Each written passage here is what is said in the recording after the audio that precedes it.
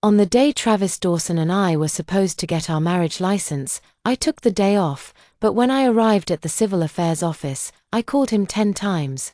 No answer. I mustered my patience for one last call. A woman's voice answered. Molly Jensen. This is Kate Harmon. Travis is helping me check into the hospital. What do you need him for? Yuri. Kate. I sneered inwardly. Travis, you've got some nerve. So this is the woman you're ditching me to accompany for her surgery? Yes.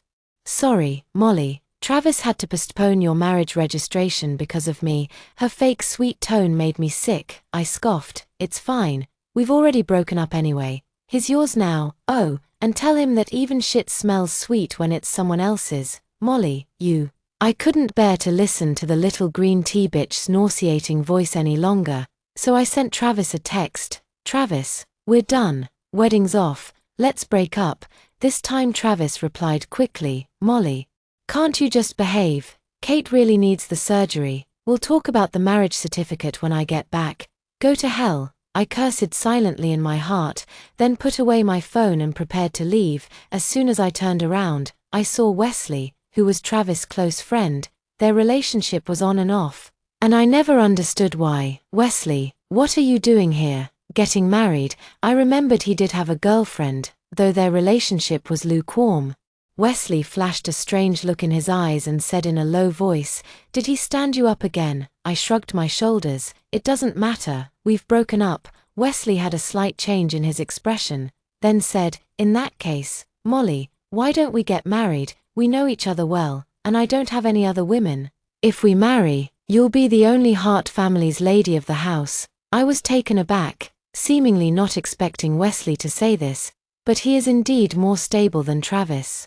And his family background is no worse than Travis's. Thinking of Travis's attitude just now, I smiled slightly and said, All right. Wesley seemed surprised by how quickly I agreed, his eyes filled with uncertainty. You agreed? Yeah, Wesley, you're one of the few people who's been kind to me besides Travis. To be honest, you're even better looking than him. It's just that before, my eyes were only on Travis. Looking back now, I must have been blind, hearing my words. Wesley's eyes gradually changed color. Excited, he took my hand and led me into the Civil Affairs office. Half an hour later, holding the red marriage certificate in my hand, I felt a moment of disbelief. Was I really married now, to my ex-boyfriend's best friend? Molly, I have no bad habits. And I won't keep other women after having you. I looked into those earnest eyes, and something flashed through my mind. Wesley, I believe you.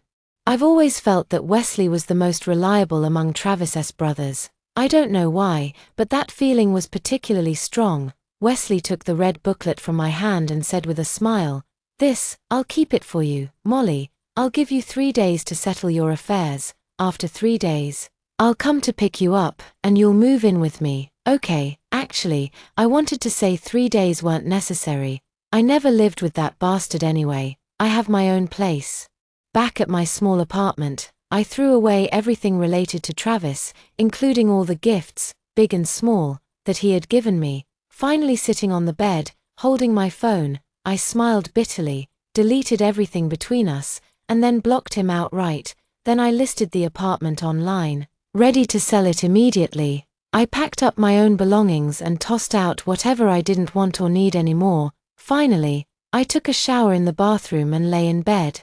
Replaying the moments when Travis and I first met, it all just felt ridiculous. How should I put it? Travis and I have known each other for 5 years. My brother and his sister were in a relationship.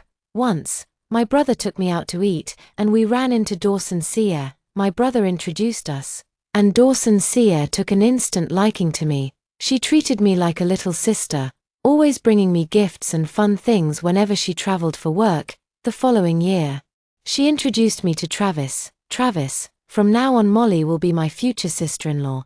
Treat her well, or if I find out you've bullied her, I won't let you off easy. Got it, sis? Don't worry, the only one who bullies here is her. After that, Travis and I became a couple. I remember what my brother said at the time. Girl, don't fall too deep, he still needs to be vetted. Back then I just thought my brother was overthinking it. His Sier's younger brother, how could he dare have any other intentions? My brother still wasn't at ease, so he bought me an apartment outside and forbade me from living together with Travis. This was his biggest compromise. I also knew my brother meant well, so I agreed, but Travis was somewhat opposed. I said, "Travis, if you truly like me, then respect my decision. A girl is always precious, and some people stop cherishing once they get what they want." He said, "I wouldn't, Molly. I'm very loyal." Because of this one sentence, I believed him for 5 years, until last month, when Sister Sierra asked Travis and me to get our marriage certificate. A strange text message arrived on my phone. "You must be Molly, right? You and Travis have been together for 5 years without getting married. Want to know why?" Frowning, I replied, "Who are you? If you want to know, meet at Kate Cafe." I wasn't planning to go, but I wanted to know who this person was and what their connection to Travis might be. Early the next morning, after washing up, applying light makeup, and changing into a purple dress, I drove to the cafe for the meeting. When I arrived at Kate Cafe, I looked around and was about to send a message on my phone when a woman waved at me. She was wearing a white dress, very beautiful. The kind of petite, charming woman who evokes tenderness. I slowly walked to her spot and sat across from her. She smiled and gestured for the waiter to place a latte in front of me. "Molly, hello, I'm Kate. I asked to meet you today just to confirm one thing." Hearing the name Kate, my pupils instantly tightened. Kate. In that moment, I understood why she had asked to meet me. Travis had a taboo in his heart. Kate was his first love, a name no one else could mention. Countless times when he was drunk, those 3 syllables were the only words on his lips. I took a deep breath and regained my composure. "Want to return to Travis?" She seemed surprised by my directness, her eyes filled with astonishment. "You know me." "Fortunate enough to know. Travis said it, didn't he?" I knew he hadn't forgotten me. Kate maintained her smile. "What do you want to say, Molly?" "He doesn't love you. He's just using you as my replacement. Now that I'm back, it's time for you to step aside. Don't you think it's ridiculous? You left without hesitation back then, and now you're returning with such confidence. It makes me think you have some ulterior motive for getting close to him." "Molly, no matter what you say, he loves me," I stood up and said calmly. "Then let him come and tell me that himself." We slept together. Hearing Wesley's name, my expression shifted slightly. Without another word to Kate, I turned and left, pausing at the entrance. I looked up at the sign that read Kate Cafe, feeling nothing but irony. That day, I had a huge fight with Travis. "Travis, do you realize we're getting married next month?" Travis looked puzzled. "I know. What's wrong? What's going on with Kate?" Travis changed his expression.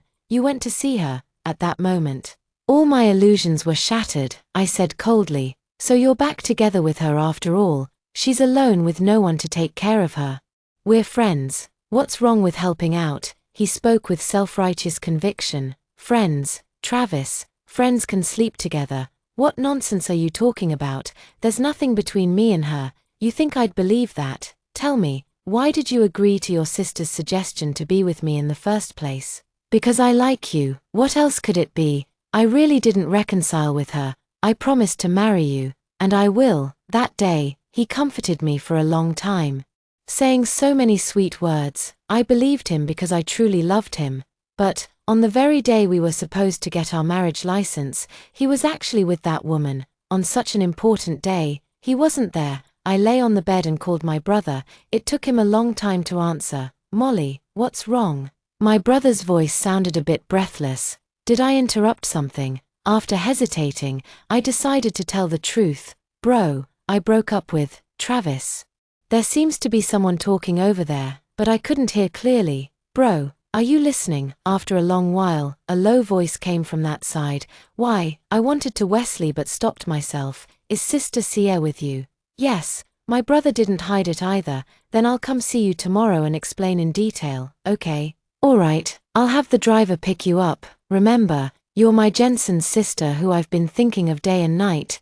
No one can bully you." After hanging up, I sent a message to Wesley. "Wesley, I'm confessing to my brother tomorrow. If he contacts you, just say I forced you into everything." "Silly, how can I let a woman take the blame for this? Since you're my wife now, I should be the one to bear it." Reading these words, my cheeks flushed slightly. let's talk about it tomorrow. Good night, wifey. I slept soundly through the night and woke up at 8 o'clock. I asked my brother and Sia to take a day off for me.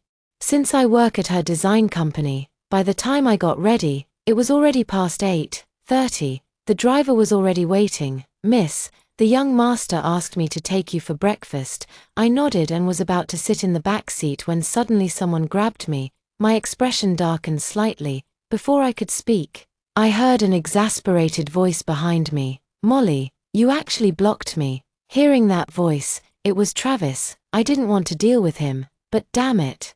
His grip was making my wrist hurt. Let go. My voice turned icy in an instant. Travis really let go, his voice low. Why did you block me? I turned to face him, my eyes no longer holding the love they once did. Travis, is this really necessary? Molly, you wanted to get married. I said we could just wait until I get back. Kate was alone for her surgery with no one to sign for her. Couldn't you just be a little more understanding? I was understanding. No crying, no making a scene. So don't worry, I won't disturb your life with her ever again. Travis darkened his face. If you want to get the marriage certificate, we can go today. I glanced at the woman behind him and sneered, bring her along. Is it you two getting the certificate or me? Kate had a tear sliding down the corner of her eye as she said softly, I'm sorry, Molly, it's my fault for delaying your and Travis's important matter. I looked at her sarcastically.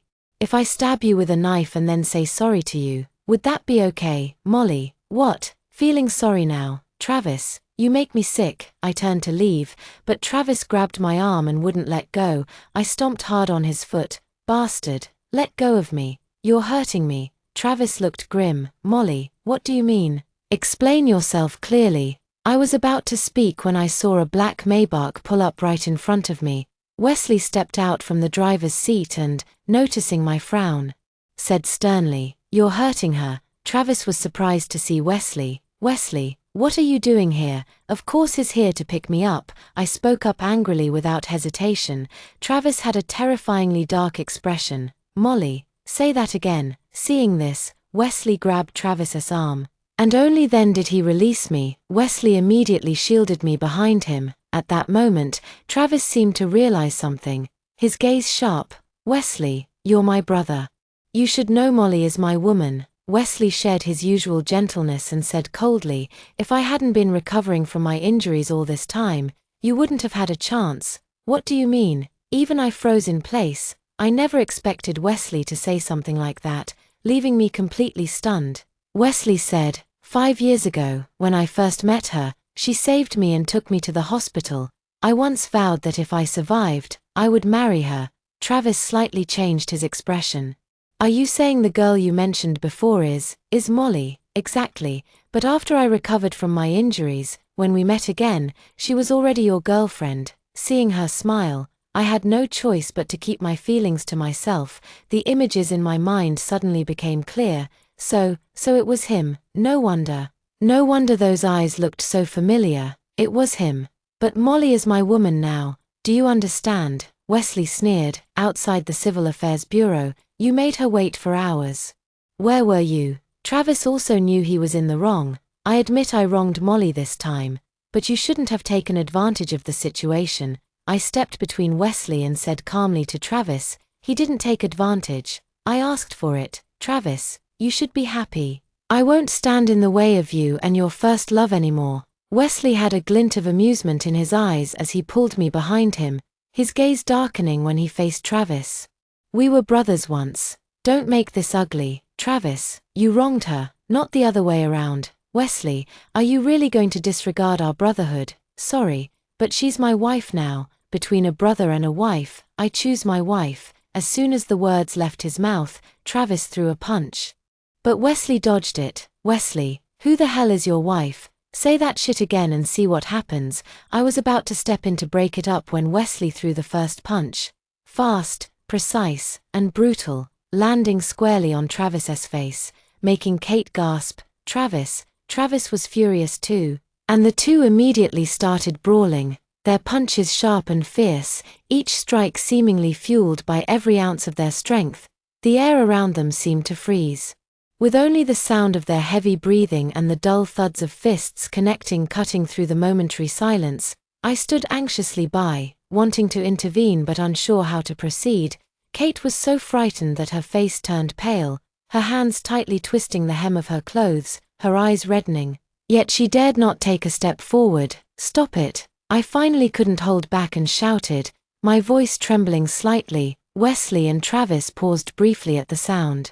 But only for a moment before they were locked in combat again. Wesley had a cold gaze, Travis was even more furious. "Stop this!" I quickly stepped forward, trying to pull them apart, but was Wesley yanked behind him. He turned his back to me, his voice low. "Molly, this is between him and me, stay out of it." Travis took advantage of Wesley being distracted and punched him in the stomach. Wesley staggered slightly, Molly caught him, and I shouted sharply, "Enough!" Kate finally couldn't hold back anymore and rushed forward in tears, pulling Travis away. "Travis, stop hitting him, just stop."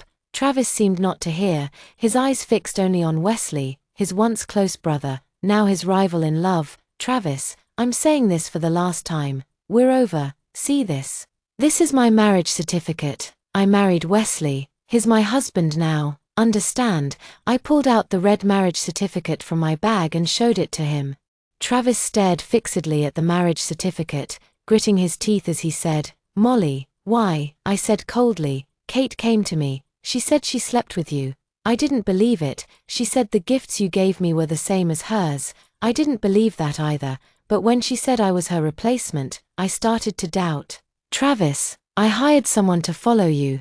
You went to a hotel with her." At that moment, I believed everything she said. That day at the Civil Affairs office was my last chance, for myself and for you, but you gave up on me. Travis turned pale as he looked at Kate, only to see Kate whispering weakly, "Travis, no, it's not like that, let me explain." I helped Wesley into the car and told the driver to leave first. Before getting in, I said, "Travis, let's end it here. You don't love me, so please don't disturb my life anymore." After I got into the car, Wesley stepped on the gas and drove away. "Molly, Wesley seemed to have something to say. I looked at his profile and whispered, "Why didn't you tell me before?" Wesley gripped the steering wheel tighter and tighter. "I originally thought your happiness would be enough, but he keeps disappointing you every time. So you secretly followed me to the Civil Affairs office that day because you knew he wouldn't show up." He answered cautiously, "Yes." I leaned back in the passenger seat, closed my eyes, and the scene of saving him that year flashed through my mind.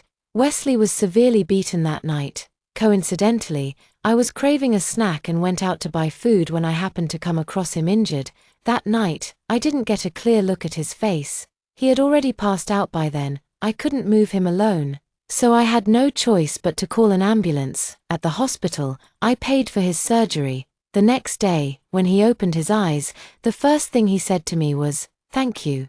When I recover, I'll marry you." I thought he was just joking at the time, because later when we met again, I couldn't remember what he looked like. I only knew he was Travis's brother, and I was Travis's girlfriend. When I opened my eyes again, I had regained my composure and looked up at him. "Wesley, did you marry me just to repay a favor?" To my surprise, he hit the brakes, and the car instantly pulled over to the side of the road. He turned toward me, slowly leaning in until his breath grew closer. Suddenly, he lowered his head and kissed my lips. I widened my eyes, trying to push him away, but my hands were tightly held by him. After a long while, he finally let go of me, looked into my eyes, and said seriously, "Do you understand now? It's not about repaying a favor, it's about love. I love you, Molly." My face felt hot, and I could tell it must be very red now. "Let's go, I need to visit my brother, come with me to meet him." Afraid I'd become even more embarrassed if this continued, I urged him to start driving. He smiled and said nothing more, continuing to drive. Half an hour later, we arrived at my brother's apartment building. Originally, Wesley didn't plan to go upstairs, but I pulled him along as we walked, saying, "What are you afraid of? You're completely legitimate now." Wesley smiled, a smile that made one's heart skip a beat. This guy was really quite handsome. When we got upstairs, I rang the doorbell. It was Sia who opened the door. She greeted me happily when she saw me. "Molly, oh, Wesley, what brings you here too?" Sister Sia. Seeing Wesley by my side, Sister Sia was still surprised. When she noticed our hands clasped together, her expression subtly changed. At that moment, my brother also came out. His hair was slightly damp, likely freshly washed and not yet dry.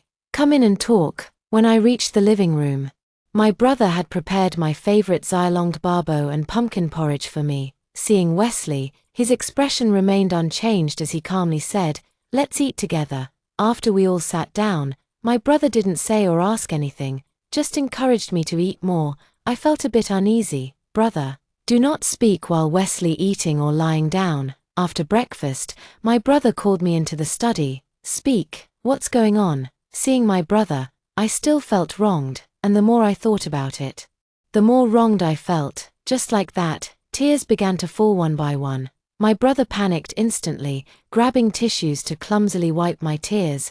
"Why are you crying? Who bullied you? Tell me, and I'll beat them up for you." I threw myself into his arms, and he gently patted my back, comforting me. "Silly girl. If it's over, it's over. At worst, I'll find you someone better." I cried for a long time before pulling away from my brother's embrace. Wiping my tears, I sobbed. Travis lied to me. He's with another woman. He stood me up at the Civil Affairs office that day, and today he brought that woman to see me. My brother's expression darkened, his voice turning icy. "He's seeing someone else." I nodded and continued. "He didn't show up that day, so I ended up getting married to Wesley and got the certificate." My voice grew quieter, and I didn't dare look at my brother's face, afraid he'd be angry. Only when I heard a sigh from above did I finally look up. His eyes were filled with tenderness as he asked, "Why were you so impulsive?" I tugged at his sleeve and pleaded, "Bro, I'm already married to Wesley, so please don't make things hard for him." "No. He is indeed better than Travis, because the Hart family parents have always valued commitment above all else." We stayed in the study for a long time until Wesley knocked on the study door. My brother opened the door and saw Wesley looking at me with concern. Seeing my reddened eyes, his expression changed slightly as he pulled me behind him and faced my brother with utmost seriousness, saying, "Brother Sia, it was me who asked Molly to register our marriage with me. It's all my fault. Don't blame her." My brother raised an eyebrow. "Wesley, with Molly, there can be no one else. And you mustn't commit a man's most fatal mistake." Hearing this, Wesley brightened up. "You agree? Do I have a choice? You've already gotten the marriage certificate." "Sia." Sister Sia looked shocked. My brother walked past us and stood in front of Sister Sia. For the first time, his voice sounded low and icy. "Sia, she's my only sister. No one is allowed to bully her, not even Travis." Dawson Sia froze, seemingly caught off guard by my brother's cold words. She asked in a trembling voice, "Sia, what do you mean by that? Did Travis bully Molly?" My brother likes Dawson Sia. It's common knowledge. He couldn't lay a hand on Dawson Sia. Instead, he punched the wall, and blood immediately streamed from his hand. I gasped, "Brother, Sia." Dawson Sia also shouted in alarm. My brother's face darkened, his voice carrying a hint of coldness. "He can argue with Molly, have small fights, and I wouldn't say anything. But keeping another woman outside, betraying Molly, Sia, you know what I despise the most." I knew what my brother meant. Back then, after my father had me, he kept another woman outside. My mother couldn't bear it and had a huge fight with my father, who accidentally killed her in the heat of the moment. Later, my brother directly sent my father to prison, which is why he has always protected me so well. Dawson Sia's body stiffened as she murmured, "Molly, is everything your brother said true?" I couldn't bear to tell her that Sister Sia has always been so kind to me. "Tell me, is it?" Sister Sia growled. Wesley said gravely, "On the day they were supposed to get their marriage certificate, he abandoned Molly to accompany his first love, Kate. Leaving Molly waiting alone outside the Civil Affairs office for over 2 hours, she called him 10 times, and in the end, Kate was the one who answered. "Molly, is that you?" "Sia, I'm sorry. I can't accept him being with another woman while still planning to marry me." Dawson Sia smiled bitterly. "How could this be your fault? Clearly, it's him, Travis, who isn't worthy of you. I have something to attend to. I should go now." With that, Dawson Sia picked up her coat and prepared to leave. My brother called out in a low voice, Sia. Dawson Sia paused in her steps. Sia, let me calm down for a moment. After that day, I didn't see much of Sister Sia because I resigned from her company. Regarding Sister Sia's matter, my brother didn't mention a single word. It was also the next day that I was Wesley taken into his private villa. Looking at the room's decor, I was pleasantly surprised. The entire style was arranged according to my preferences, and everything in the bedroom was exactly what I loved. With Travis, it was always me accommodating him. He never took the time to understand my preferences so thoughtfully. So, whether someone truly loves you or not can be seen in the details. Do you like it? Wesley's deep voice sent a flutter through my heart in that moment. I like you. My heart pounded like rapid drumbeats, each word leaping from my chest with unconcealable joy. Molly, thank you for coming into my world. His voice was so tender it seemed to drip with warmth, gently touching the strings of my heart. Such a gentle voice sent a shiver through me. I lifted my gaze to meet his, seeing only my reflection in his eyes, like the brightest stars in the night sky, shimmering with boundless radiance and affection. Those eyes, deep and warm, seemed to see through all my thoughts, embracing every trace of my fragility and unease. Before I could utter a word, he lowered his head and kissed me. His lips were soft yet fervent, carrying an irresistible force that drowned all my Wesley words in this passionate kiss. I closed my eyes, lost in the kiss, feeling the love and warmth he conveyed, as if the entire world had faded away, leaving only the two of us. His kiss was lingering and tender, like a gentle rain nourishing my parched heart. After what felt like an eternity, he slowly pulled away, resting his forehead against mine, his breath slightly hurried. Molly, you are mine, and only mine. His voice carried a hint of dominance, but more so, it was filled with deep affection and commitment. I nodded gently, saying, Wesley Hart, thank you for letting me barge into your world. He smiled softly, his smile like the sunlight of spring. Warm and radiant, he took my hand and placed it on his chest, where his heart was pounding fiercely. Can you feel it? This heart beats only for you, Wesley. He scooped me up by the waist and gently laid me on the bed, his gaze burning with intensity as he whispered hoarsely, Molly, my wife, let's make up for our wedding night. My cheeks flushed instantly with shyness. Over this past month, I'd truly come to realize how genuinely Wesley cared for me. He knew all my favorite foods, hobbies, preferences, and pet peeves like the back of his hand. I suddenly understood my brother's words.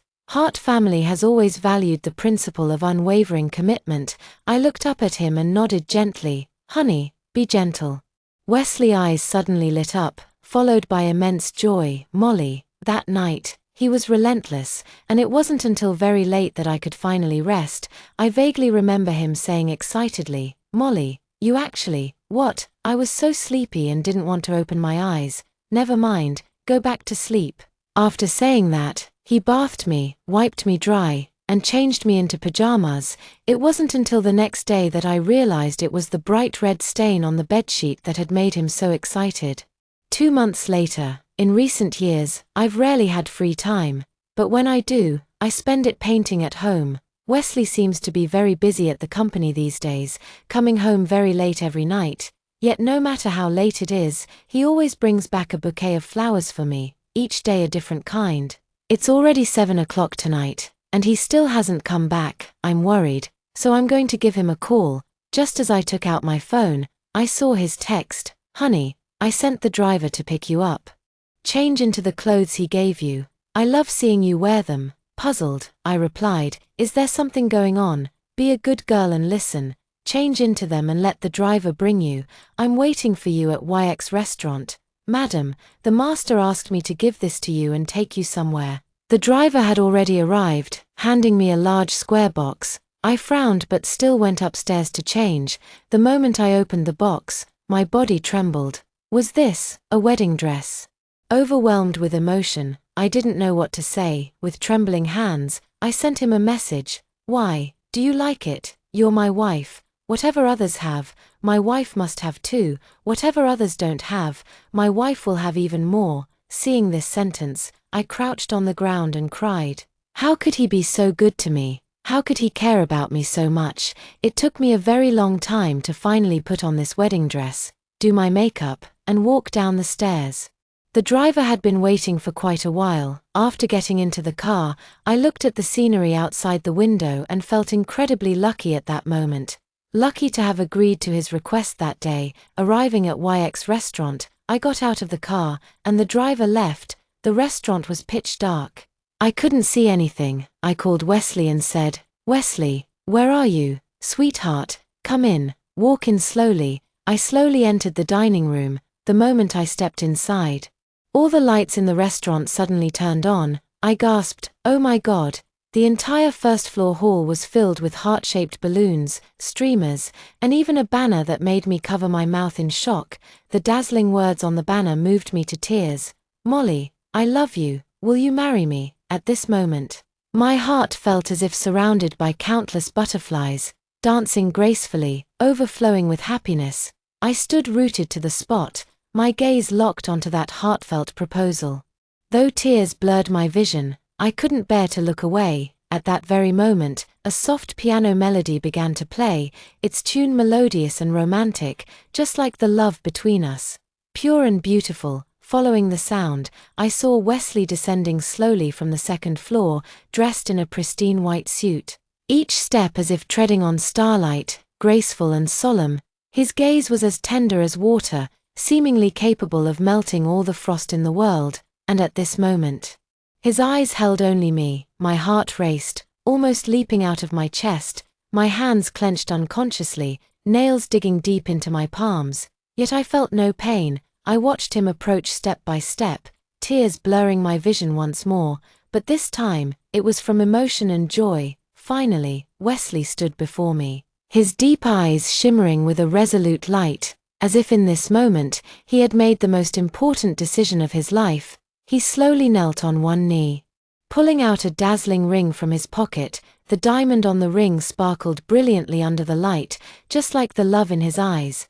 Bright and fervent, he said softly, "Molly, I love you. Will you marry me?" His voice was gentle and sincere, every word seeming to come from the depths of his heart.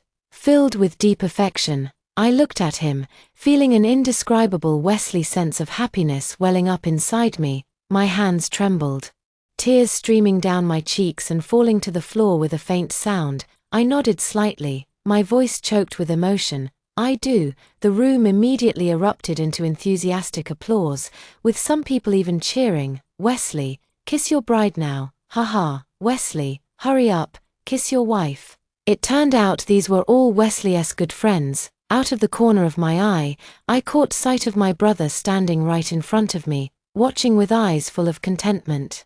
I only found out later that after Sister Sia left that day, my brother personally went to find Travis, beat him up, and warned him not to take another step near me or disturb my life again. So from then on, I never saw Travis again. I heard Wesley and Kate had a falling out, and he went abroad by himself. None of these are my concerns anymore. My world now is Wesley. As for my brother, he and Sister Sia didn't separate because of Travis either. After all, they've loved each other for so many years. How could they let this incident cause conflict between them? Amid everyone's teasing, I smiled, tilted my head up, and kissed Wesley's sexy thin lips. Wesley was more surprised. It was the first time I had taken the initiative to kiss him like this. After a long while, we parted, and I leaned close to his ear, whispering softly, "Husband, thank you for loving me so much, and in the future, I will love you well too." Wesley sniffed. Wesley, burying his head in the crook of my neck, murmuring softly, "Molly, everything was worth it. I got what I wished for." A year later, I gave birth to mine and Wesley's daughter, Heart Choo Choo.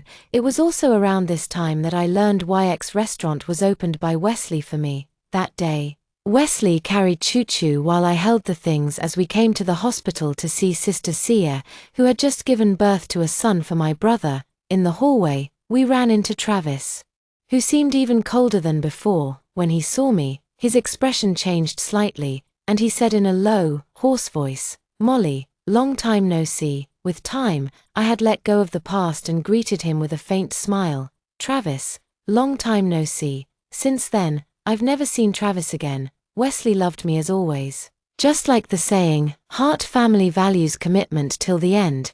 Thank you for watching today's story. If you enjoyed this video, please give it a thumbs up and share it with your friends. We'd love to hear your thoughts in the comments below, so feel free to share your opinions, and don't forget to subscribe to our channel for more great stories. We'll see you in the next video.